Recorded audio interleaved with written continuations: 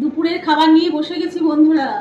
আজকেও নিরামিষ খাবার, যতটা হালকা খাওয়া যায়, কম রান্না করা যায় সেরকমই আজকাল রান্না করছি, কারণ গরমে অস্থির করে দশা। আচ্ছা, কি কি মেনু আছে দেখিয়ে নিই তোমাদেরকে।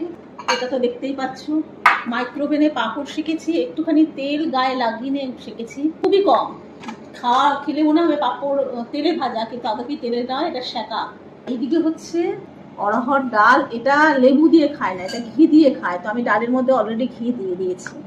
আর এদিকে হচ্ছে আলু মশলা, এটা হচ্ছে পেঁয়াজ পোস্ত। আর এই চাটনিটা বের করে নিয়েছি, এটা ডাল ভাতের স্বাদ লাগে, পুদিনা আমের চাটনি। আগে পেঁয়াজ পোস্ত দিয়ে খাবো। আজকের মেনু নিয়ে তোমার কি বক্তব্য? খুবই ভালো মেনু। আলুই আলু, আলুই আলু, আলু আমার আলু জীবন, আলু আমার আলু জীবন, খাও আলু জীবন ভরা। চলো খাওয়া শুরু করি। এমনি করে পাঁপড় শিখে